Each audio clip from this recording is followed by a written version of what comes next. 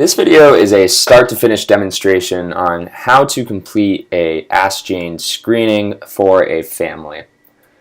So to start, you will want to go to salesforce.com. You can either type that in the URL or look it up on Google. But once you get to the page, you will arrive at this screen. And so what you'll want to do in order to access AskJane is go to Login over here in the top right corner of the screen. And then type in the username and the password that you have been provided. And once you've done that, click Login. And now you have access to the software. So from here, we want to create a new family unit account. This is how we will begin screening somebody. So we'll click on Accounts. And you come to this account page. It lists all of the accounts that you have previously entered, but to create our new account here, we will click New. And we have a drop-down menu here, and we will click Family Units. And then click Continue. So on this page, there is a bunch of different boxes. All you need to put in here is just any alphanumeric value in this box here that says account name. And the reason it doesn't matter what you put into this box is because the software is going to rename this account. So as you can see, we have this alphanumeric value in here. I'll click Save, and as a note, at either the top or the bottom, both of these buttons work just as well. They both equally functional. It's just for convenience that they're at the top and the bottom. And you'll see buttons at the top and the bottom of pages throughout this screening process, and they are both useful and equal in their actions. So now that we've entered any alphanumeric value into account name here, we click Save. And as you can see, the program renamed it from the value that I had put in to this new reference number. So FAM2511 is now the reference number for this family unit in the system. So you're going to want to record this information so that you know basically the name of the family unit in the AskJane system, so you'll be able to find it. Now once we've created that new family unit account, we're going to need to add family members to the family unit. So here you go down and just click on Add New Family Unit Contact. And basically what a family unit contact is an individual that you're going to put into that family unit. So for this family unit, we're going to do, it's going to be two people. We're going to have a mother and a child. So we'll add a family unit contact here. And so we'll start here with the mother. So as you can see, once you click on that, you're going to run through a series of question flows here. So something to note is on the bottom here, there's notes section. And what this notes section does is on the different pages that you go through is basically give you some useful information that will help you answer some of these questions if you're confused or have any questions about basically what the question is asking or any definitions. So you can see here we're asked whether or not this family contact is an adult or a minor child, and here it gives us the definition of what a minor child is to help us answer that question. So for this, we will start with the mother, and so this is an adult. And now that we've answered that question and basically started this application, we have a family contact number. And this is similar to the family unit number that we received earlier. This is going to be the reference number for this individual in the system. So this is how it's going to be recorded in AskJane. This person is going to be C1304. So it's important to record this number, reference code, and correlate it with the individual that you're screening for. So we have this reference number, and now basically we just go through and answer all the questions that were presented. So date of birth, we will say that she is born in December 1st of 1990.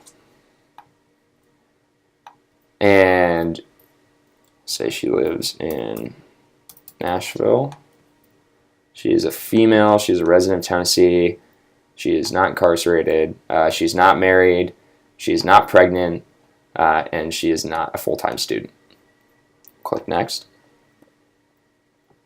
And so this question asks about tax filing status. There's basically three types of tax filing status that you can have as a for Medicaid purposes. So we will say that she files taxes and is not claimed as a dependent. She is not blind and she's not disabled. And so this screen is the screen that basically categorizes different types of income that you might receive for Medicaid purposes. So there's over 100 types of income that Medicaid classifies, but here we will just, we have basically grouped those categories into, grouped those incomes into categories. So, basically, for example, instead of having a different checkbox for sick pay, private disability, workman's compensation, we just have non-government employment-related benefits. If they received those benefits, we would click a check on that, and it would take us through a series of questions about those types of income that they would receive. And it is important to note that since this entire question flow is basically a series of choices, you can't go back. So once we click next, we cannot go back and change anything. So it's really important that we have the correct information in on the screen before we click next. So in this case, we will say that this woman, she only receives income from working a job. And so now you can see that we will get questions regarding that box that we checked off about her income. So we will say that she earns an hourly wage.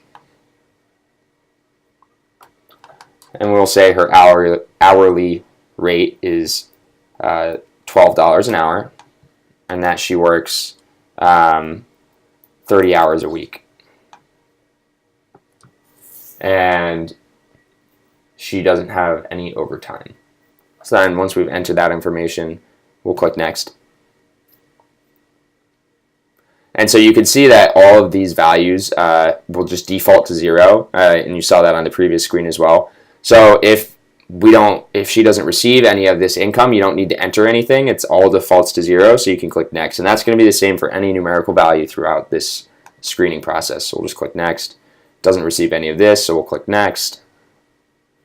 And this gives a summary of the job that she works. And so you can see it has counted up the hours, it counts up the monthly wages that she receives, wages from other areas. And if she did work another job, we could click yes, and it would basically take us through that question process again.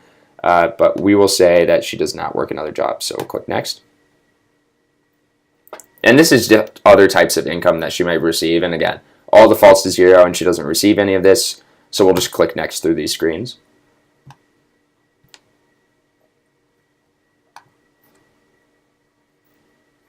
And here is the deductions that she might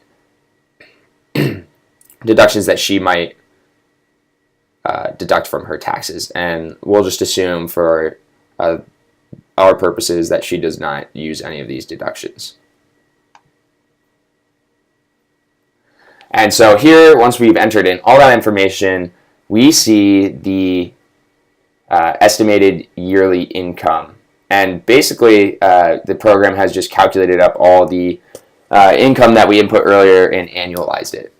So this question basically asks whether or not this is the expected amount of income that this person is going to make for a year. And there's a couple of reasons why, for example, in this case, $18,576 might not be the expected amount they would make. So, for example, if our applicant here was unemployed for the first 4 months of the year, then she would not make $18,576. She'd make about 4 months worth of wages less than that.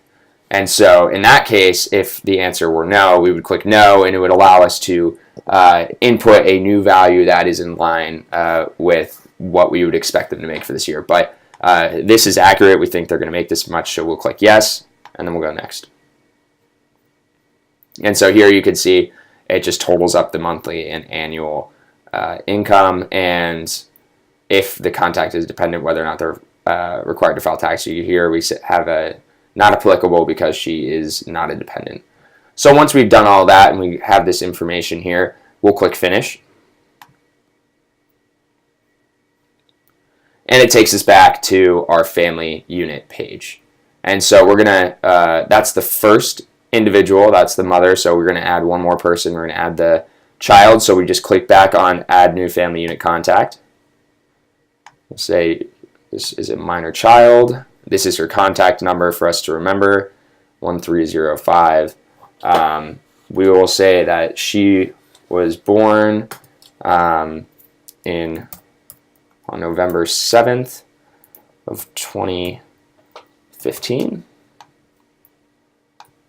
Lives in Nashville with her mother.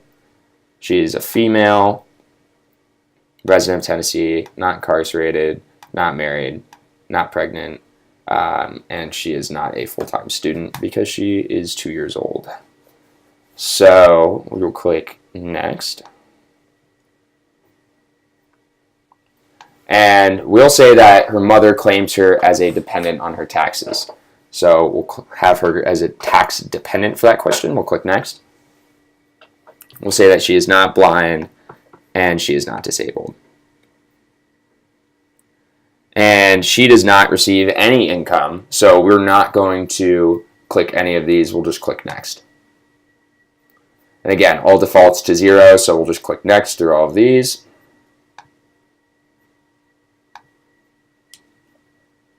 We believe this is accurate, but for the sake of demonstration, let's just say no here so we can see what that would look like. And you can see it just enters a new income this tax year. If we wanted to change this to some other value, we'd put that in there, and then we'd just give a quick reason why we adjusted, and then click Next. But 0 is what we expect her to earn, so we'll click Next. And it gives you, again, that demonstration. Then here, our contact is dependent, and this tells us that she is not required to file taxes. So that is useful. And then once we have that, we will click Finish. And now we're back to this screen here. And so the next step is to go in and screen the individuals for their eligibility. So to do that, we start back just on this family unit page and just go down here and see the contact section. So once we get to this contact section, what we're going to do is just click on the contact number, and it will allow us to start a screening. So, or excuse me, it'll bring us to a page, and then we can start a screening. And if you don't remember for whatever reason which individuals are referenced by these numbers, you can see here you have a little bit of help. It tells you their age, their gender, whether or not they're disabled, etc. So we'll start screening the mother. So we'll click on her contact here. And so it takes us to this contact page where it basically lists the information that we had input previously. But what we're going to want to do here is we have her, and we're going to click on New Applicant HH. That's basically New Applicant Household, and that's how we're going to screen her for her insurance options.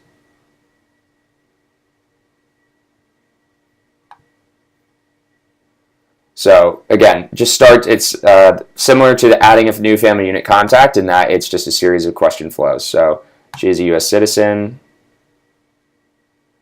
And so this will ask us whether or not a contact needs to be considered. And as you can see, it lists the contact number for the other individual in this family unit account, which is her daughter.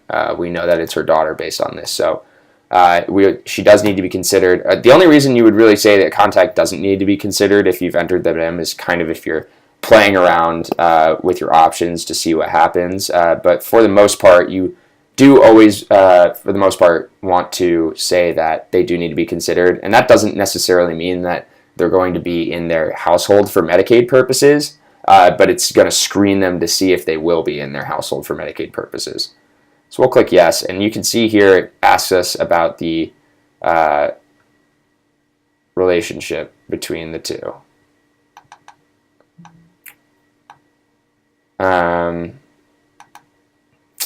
And let me just look at this very quick here. Okay. So this is, she is the child, and she currently lives with the applicant, and she lives with them for the entire year. We'll click next. And this contact is a dependent of the applicant. And so they're in the same tax filing unit.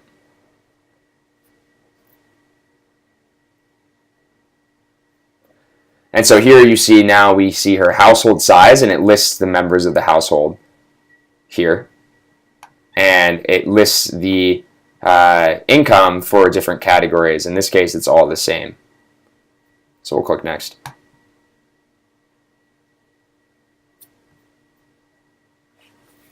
And so now it asks a series of questions based on the information we put previously, and we'll just go through and answer these questions as they're presented. So yes, she makes primary decisions. A child under 18 does live with her, and the applicant is the child's parent. So we'll click yes. Click next. And we'll say that she has not been diagnosed with cervical cancer. Basically, the reason I ask these questions is just going through the process of screening for certain categories of TennCare. We'll say no.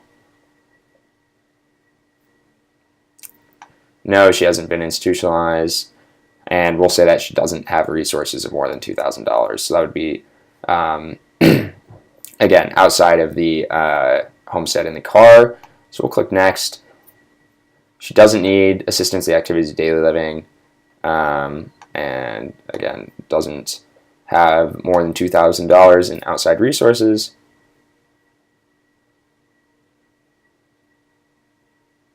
And so now you can see that we have the results.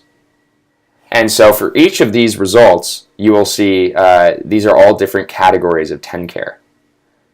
And so you can see if she doesn't qualify, so for example, for the caretaker relative, she does not qualify, and the reason is because she's over income. And you can see there's this threshold income here, and this is the income for our household. So she won't qualify for that. And here for breast or cervical cancer, no, she doesn't qualify because she fails a non-financial requirement. If we go down here, what she does qualify for is premium tax credits and cost-sharing reductions. And again, it doesn't say no, if no reason why, because she does qualify. So for her, we would look into helping her get access to premium tax credits and cost-sharing reductions, because she does not qualify based on this for other areas of TennCare. But that doesn't mean that she wouldn't qualify at all. This is more of a strategy to look into to help try to solve our case and get her on insurance. So we'll click finish. Once we have recorded all this information and potentially taken a screenshot of this screen to make sure that we have all this information recorded, we click finish.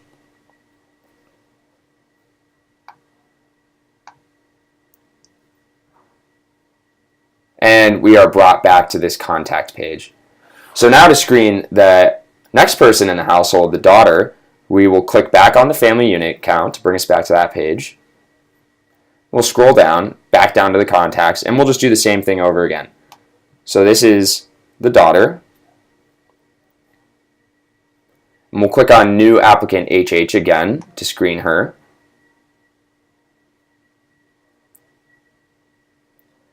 So we'll just go through and answer the questions like we did previously. So yes, she is a U.S. citizen. Yes, this contact needs to be considered.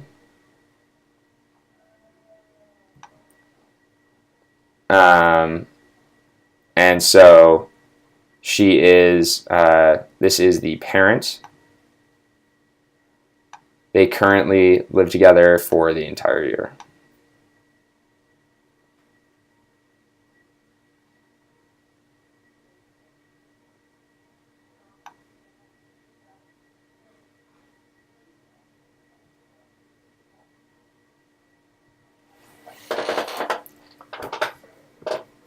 And so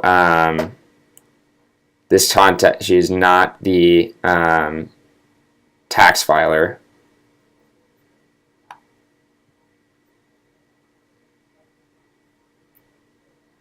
The applicant is a dependent.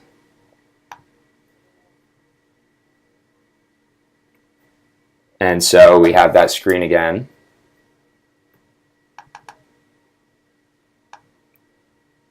And that is, we will answer no.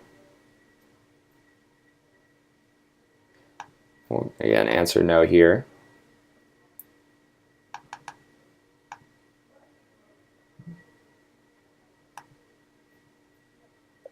And we'll say no there because she's only claimed as a dependent by the custodial parent, the one that lives with her.